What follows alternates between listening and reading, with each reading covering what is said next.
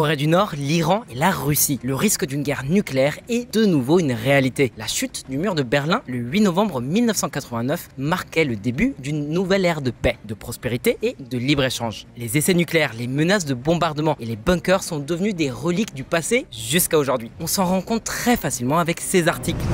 D'après le Pentagone, la Chine devrait posséder 1500 ogives nucléaires d'ici 2035. 3 superpuissances nucléaires, plutôt que 2, inaugurent une nouvelle ère stratégique. La Chine est sur la voie d'étendre massivement son arsenal nucléaire, alors que la Russie suspend le dernier grand traité de contrôle des armements. Cela augure d'un nouveau monde dans lequel Beijing, Moscou et Washington seront probablement des pères atomiques. La Chine est sur la voie d'étendre massivement son arsenal nucléaire, alors que la Russie suspend le dernier grand traité de contrôle des armements. Et il n'y a pas que la Chine qui a fait du réarmement nucléaire sa première priorité. Le Kremlin aussi est de la partie. Le nouveau contexte politique annonce une reconfiguration de l'équilibre des puissances qui s'était forgé durant et depuis la guerre froide. Du coup, chez Diplo, on s'est naturellement posé la question. Quels sont précisément les pays qui ont l'arme nucléaire et quels sont les enjeux autour de chacun de ces arsenaux? On t'explique tout dans cette vidéo.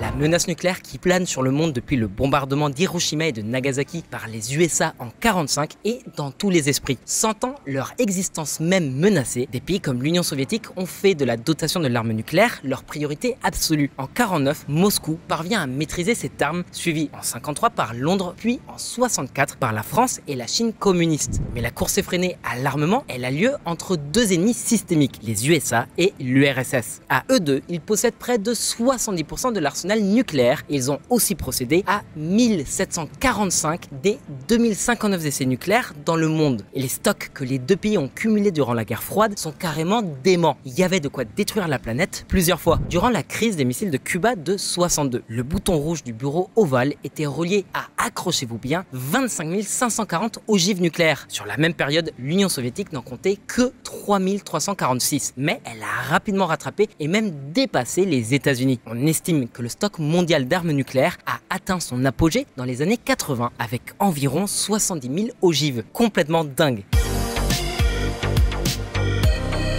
Et pas une seule n'a été tirée pour une raison évidente, l'équilibre de la terreur. MAD, Mutual Assured Destruction en anglais. Si l'une des deux superpuissances attaquait l'autre, c'en était fini de l'humain. Un hiver nucléaire qui aurait duré des siècles. Mais on vous en a déjà parlé plein de fois, donc dans cette vidéo, on va aborder un autre angle. La vérité, c'est que même si on est passé plusieurs fois très près de la cata, cette peur de la destruction mutuelle assurée a permis de contenir la rivalité entre les USA et l'URSS, faisant par la même occasion du monde un endroit plus sûr. Aujourd'hui, le problème est tout autre. Le risque d'une erreur humaine, d'une panne ou alors d'une attaque terroriste a poussé les deux superpuissances à se préoccuper de la gestion de leur arsenal nucléaire. Du coup, les traités se sont multipliés pour atténuer le risque de bavure. Le premier, le traité sur la non-prolifération nucléaire, a vu le jour en 1968 et visait à limiter le nombre de pays ayant accès à l'arme nucléaire. Ensuite, en 72 et 79, les USA et l'URSS ont conclu les traités SALT 1 et 2 sur la limitation des armes stratégiques. Ces traités limitaient spécifiquement le nombre de missiles balistiques intercontinentaux et de sous-marins à capacité nucléaire des deux pays. Le résultat? Les traités SALT ont permis une réduction notable des arsenaux nucléaires. Mais ce ne seraient pas les derniers accords que les deux rivaux signeraient. En 87, ils signent le traité sur les forces nucléaires à portée intermédiaire. Et quand l'URSS disparaît en 91, la Russie prend le relais et signe la même année, puis en 93, les accords START 1 et 2 sur la réduction des armes stratégiques. Évidemment, la dissolution de l'Union soviétique et le coup porté à l'économie de la Russie ont laissé un énorme avantage aux USA dans la négociation de ces accords. En plus, beaucoup des armes nucléaires que la Russie a héritées de l'ère soviétique étaient soit hors d'usage, soit d'une portée plus limitée, soit d'une puissance très inférieure, alors même que l'URSS avait élaboré la plus puissante des bombes, la Tsar Bomba. Les USA, en revanche, ils avaient développé les bombardiers stratégiques B-52, des sous-marins à capacité nucléaire ultra furtive de dernière génération et des missiles balistiques intercontinentaux très fiables et très précis. Et depuis, ils ont même développé un bouclier antimissile très efficace, le THAAD, pour système de défense antimissile à haute altitude qui permet d'intercepter des missiles balistiques à longue et à moyenne portée. plus un système mobile qui permet aux USA de quadriller le territoire national pour mieux le protéger. Et le must du must, c'est que ce système marche avec des radars très avancés qui détectent et suivent les missiles ennemis dès leur lancement et transmettent les données au système de défense antimissile des pays alliés pour intercepter la menace avant qu'elle n'approche trop des côtes US. Ensuite, il y a aussi le système Aegis qui marche presque pareil mais qui est embarqué sur des navires de guerre. Et le dernier rempart, c'est le système d'interception GMD qui tire carrément des missiles balistiques intercontinentaux pour intercepter d'autres missiles balistiques intercontinentaux en approche. La menace actuelle est tellement prise au sérieux par le Pentagone que le Congrès a investi plus de 100 milliards de dollars rien que sur le système GMD. Dans ce domaine, la supériorité économique et technologique des USA est évidente. Aujourd'hui, l'équilibre de la terreur est toujours une réalité, mais elle est moins présente dans nos esprits. On ne construit plus d'abris nucléaires et il n'y a plus de fausses alertes. L'angoisse d'être attaqué n'est plus une préoccupation du quotidien comme elle avait pu l'être dans les années 60 à 80. Sauf au Japon, où des missiles balistiques nord-coréens survolent périodiquement l'archipel. Mais c'est pas le sujet, ou pas encore. Bref, aujourd'hui, très clairement, les USA dominent le game. Les caractéristiques de deux systèmes d'armes nucléaires compliquaient toute définition pratique de l'équilibre. Les systèmes stratégiques soviétiques étaient volumineux et imprécis. Les armes états-uniennes étaient plus transportables et précises. Henry Kissinger dans Leadership. Et pour donner de la substance aux avertissements de Poutine, c'est-à-dire les menaces de frappe nucléaire tactique en Ukraine, le Kremlin veut se réarmer. Mais avant d'aborder ce sujet, on va d'abord dresser un bilan du nucléaire militaire dans le monde. Chapitre suivant.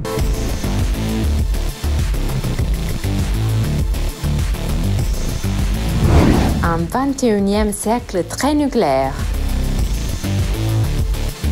Les traités de non-prolifération ont été d'une remarquable efficacité. On est passé de 70 000 ogives nucléaires à moins de 14 000 aujourd'hui. Et ce, alors que le Pakistan, l'Inde, la Corée du Nord et Israël ont rejoint le club des puissances nucléaires. À l'exception de la Chine, toutes les puissances nucléaires du Conseil permanent de sécurité des Nations Unies ont réduit leur arsenal nucléaire. Voici une estimation du nombre actuel d'ogives dans le monde. On est bien en dessous des 70 000. On estime que depuis les années 70, les États-Unis ont détruit environ 80% de leur arsenal. Et la tendance s'est poursuivie avec la signature à Prague en 2010 de l'accord START III entre l'administration Obama et le président Dimitri Medvedev. Ce nouveau traité prévoyait une réduction supplémentaire de l'arsenal nucléaire des deux pays. La signature de l'accord a entraîné l'élimination de 1750 ogives côté USA et 1750 ogives côté Russie. Et en 2021, l'accord a été renouvelé, même si on a des doutes sérieux quant à savoir si la Russie a réellement honoré le deal. La subtilité, c'est que moins de têtes nucléaires ne signifie pas forcément une capacité de nuisance amoindrie. Les missiles US LGM-30G Minuteman III et russes RS-28 Sarmat, les plus gros missiles balistiques des deux pays, ont des charges nucléaires entre 500 et 1500 fois plus puissantes que Little Boy, la bombe atomique qui avait été larguée sur Hiroshima. Voilà, on a fait le tour de l'arsenal nucléaire mondial. Mais entre la Chine qui augmente sa capacité nucléaire en plein contexte de tension et l'Iran qui est en passe d'obtenir l'arme nucléaire, le risque de dérapage il est réel. Il y a quand même une certaine informalité des relations entre l'Iran, la Chine et le reste du monde. Déjà, les deux régimes sont très opaques et on a beaucoup de mal à prévoir leur trajectoire respective. Et surtout, les deux pays ont des tactiques de négociation très proactives pour utiliser la formule diplomatique consacrée. Ils savent utiliser les leviers de pression à leur disposition et n'ont aucun scrupule à passer à l'acte. C'est aussi vrai pour la Corée du Nord qui ne cesse de provoquer l'Occident, Japon et Corée du Sud inclus. Et on pense que les missiles balistiques intercontinentaux du régime de Pyongyang ont très probablement une portée suffisante pour atteindre l'Amérique du Nord. Ça permet de faire monter les enchères durant les négociations, mais ça entraîne aussi une hausse considérable des tensions. 9 février 2023, la Corée du Nord possède suffisamment d'ICBM, missiles balistiques intercontinentaux, pour submerger le système de défense états-unien auquel elle est confrontée. Administration après administration, aucun n'a réussi à empêcher la Corée du Nord de développer un si grand nombre de ICBM éventuellement capables d'étendre les États-Unis. Même dans le meilleur des cas, le système de défense antimissile des USA ne suffirait pas. Et on n'est jamais à l'abri d'une panne ou d'un échec d'une tentative d'interception. C'est précisément pour cette raison et aussi à cause de l'apparition de nouveaux types de missiles hypersoniques que le Pentagone accélère à présent ses plans de modernisation de ses systèmes défensifs.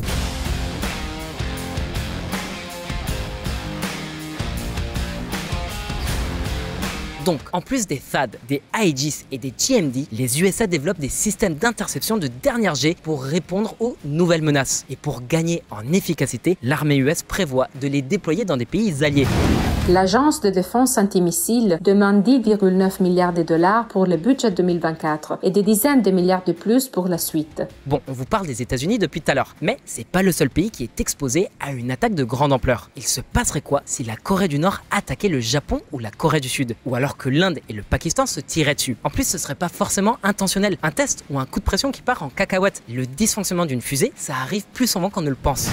L'Inde envoie par erreur un missile au Pakistan. Un dysfonctionnement technique a conduit au tir accidentel d'un missile, a détaillé le ministère de la Défense indien qui qualifie cet acte de profondément regrettable. Vous les imaginez les conséquences? Ce serait reparti pour une troisième guerre mondiale. Une guerre nucléaire en plus, parce que la riposte serait proportionnelle à l'agression. Tout ça c'était très théorique. Le risque existait mais personne ne le prenait au sérieux. Jusqu'à l'invasion russe de l'Ukraine. Qu'est-ce qui a changé avec cette guerre? Pourquoi Poutine a-t-il intérêt à réarmer son pays? La fuite en avant du Kremlin.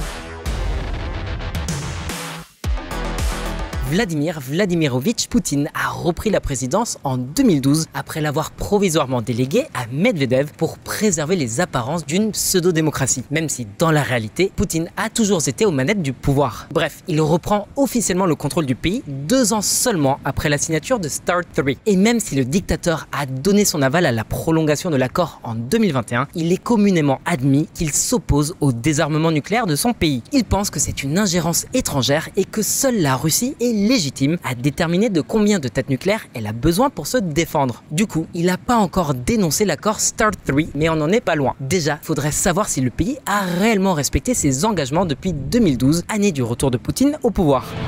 À ceux qui, au cours des 15 dernières années, ont essayé de gagner la course aux armements et ont cherché un avantage unilatéral sur la Russie, tout ce qu'ils ont essayé d'éviter avec cette politique s'est déjà produit. Personne n'a réussi à arrêter la Russie. Vladimir Poutine en 2018, après avoir annoncé une nouvelle série de percées dans l'arsenal nucléaire russe. Après, réalistiquement, on comprend très bien pourquoi Poutine accorde autant d'importance à son arsenal nucléaire. En envahissant l'Ukraine, il a dévoilé au monde entier la faiblesse de l'armée russe. Par conséquent, l'arme nucléaire, c'est un peu son joker pour garantir son maintien au pouvoir. Le pays, il est essoufflé. Si ce n'était pas pour la vente de ses hydrocarbures, son économie entrerait en récession. L'armée est épuisée par l'effort de guerre et la population est vieillissante, en déclin démographique. Et en plus, elle commence à en avoir marre de son élite dirigeante. Le seul atout qui reste au Kremlin pour être prise au sérieux sur la scène internationale, c'est son arsenal nucléaire. 30 janvier 2023, Boris Johnson a déclaré que Poutine l'a menacé de lancer un missile sur le Royaume-Uni, mais le Kremlin affirme qu'il ment. 26 avril 2022, Lavrov met en garde ceux qui sous-estiment le danger de guerre nucléaire. C'est très possible que les menaces du régime ont suscité une accélération des livraisons d'armes par l'Occident en guise de réponse. Et même si le résultat a été contre-productif, le Kremlin a quand même continué de réitérer ses menaces tout au long du conflit. 27 février 2023, le Russe Medvedev déclare que la livraison d'armes à Kiev représente un danger de catastrophe nucléaire mondiale. 23 mars 2023, Medvedev affirme que la menace d'une guerre nucléaire grandit. Mais tu sais quoi? La Russie est confrontée à 2 problèmes majeurs. Le premier, c'est que son arsenal nucléaire devient peu à peu obsolète. C'est le cas pour son armement conventionnel, comme on s'en est rendu compte en Ukraine, et il n'y a pas de raison que ce soit pas pareil pour ses missiles nucléaires. Ensuite, les USA développent des systèmes de défense antimissile de plus en plus perfectionnés. Si les USA parviennent un jour à un système infaillible, alors la capacité de dissuasion de la Russie va vraiment diminuer. Elle ne pourra plus que s'attaquer à l'Europe, à moins que les USA l'équipent de ce système hypothétique, ce qui serait hautement probable. La pression concurrentielle dans le domaine des armes nucléaires stratégiques pourrait aussi être conditionnée par les capacités de défense antimissiles des États-Unis. Moscou fera de grands efforts et supportera des coûts considérables pour s'assurer que ses forces nucléaires stratégiques puissent vaincre avec certitude les systèmes de défense antimissiles états-uniens. Évaluation stratégique de l'Université de la Défense nationale des États-Unis. C'est la principale raison derrière les progrès considérables de ces dernières années dans le domaine des armes nucléaires. Alors que des pans entiers de son économie sont en train de s'effriter à très grande vitesse, le Kremlin a mis les bouchées doubles dans son programme de réarmement. Sous-marins furtifs, missiles hypersoniques, chasseurs de 5e génération, d'où ces articles. 17 janvier 2023, la marine russe entreprend la livraison de l'arme de l'apocalypse, alors que Poutine prend en main la menace stratégique. Poséidon est l'une des armes des nouvelles générations annoncées par Moscou il y a 5 ans, avec la capacité de dévaster les villes côtières et d'attaquer les groupements tactiques navals sans être détectés. 17 février 2023, la Russie testera un nouveau missile hypersonique lors des exercices avec la Chine et l'Afrique du Sud. 3 avril 2023, la Russie élargit rapidement sa flotte de sous-marins nucléaires. Ce qui, on en convient, détonne un peu avec notre discours sur l'état global de l'armée russe, les difficultés d'approvisionnement, les stocks de munitions qui s'épuisent et le manque d'équipement et d'entraînement pour les soldats. Et faut pas oublier les sanctions qui pénalisent les entreprises du complexe militaro-industriel russe. Mais le Kremlin considère que c'est son capital politique, sa légitimité qui dépendent de sa puissance de frappe nucléaire. Le Kremlin ne devrait sa survie qu'à sa capacité de dissuasion. La Russie modernise bon nombre de ses armes nucléaires dites non stratégiques à plus courte portée et introduit de nouveaux types d'armement. Une partie du raisonnement est que les armes nucléaires non stratégiques sont nécessaires pour contrer la supériorité des forces conventionnelles de l'OTAN, bulletin des scientifiques nucléaires. Donc la Russie, elle est sur deux fronts. De gros missiles balistiques intercontinentaux à charge nucléaire pour sinon intimider, au moins tenir les USA en respect, et des armes nucléaires de moindre puissance pour décourager la fronde européenne anti-russe. Des arguments de poids qui viendront certainement faire pencher la balance des négociations en faveur du Kremlin le jour où Zelensky et Poutine s'assieront à la table des négociations. Les Occidentaux risquent de faire pression sur l'Ukraine pour que celle-ci accepte certaines des conditions russes. 26 mars 2023, Poutine dit que Moscou placera des armes nucléaires en Biélorussie et les États-Unis réagissent avec prudence. Et vous pourriez être tenté de penser que ces tentatives d'intimidation à base de missiles nucléaires, c'était déjà une pratique courante durant la guerre froide. Et bah pas du tout en fait. L'URSS et les USA traitaient le sujet avec beaucoup plus de délicatesse. Quand les USA soutenaient les talibans en Afghanistan, les soviétiques n'ont jamais menacé d'avoir recours à la bombe atomique. Pareil partout ailleurs, sur tous les fronts de la guerre froide. Les USA n'ont jamais évoqué ne serait-ce que la possibilité d'utiliser la bombe A au Vietnam, même quand ils subissaient de lourdes pertes. Aujourd'hui, entre les provocations du régime nord-coréen, la course à l'armement de l'Iran et les menaces de la Russie, le climat n'est pas des plus sereins. L'Occident a compris qu'il devait réagir et adopter une position commune pour être prise au sérieux. Les USA cherchent à perfectionner leur système de défense anti-missiles balistiques tout en proposant de redémarrer les traités de non-prolifération comme ceux avec l'Iran qu'ils ont quittés après que Trump les dénonçait. Par contre, côté européen, ça risque d'être plus compliqué. Oui, les pays membres pourraient envisager de déployer une sorte de dôme de fer comme ceux que les Israéliens ont développés, mais ça leur coûterait très cher. En tout cas, ils y ont tout intérêt vu la dangerosité que pose Poutine et sa clique. Mais réalistiquement, ça va pas se faire. Et Moscou le sait et il compte bien user de son arsenal nucléaire et de sa propre imprévisibilité pour faire pression sur l'Europe. Maintenant, à toi, est-ce que la stratégie de Poutine de s'entêter dans la militarisation du conflit avec l'Occident est la bonne? Est-ce qu'il y a des risques avec ce surenchérissement? Les USA parviendront-ils à développer un système défensif assez performant pour neutraliser la menace nucléaire toujours plus réelle? Dis-nous ce que t'en penses dans les commentaires. On espère que t'as aimé cette vidéo et si c'est le cas, like, partage et abonne-toi. Nous on te dit spasiba et paka.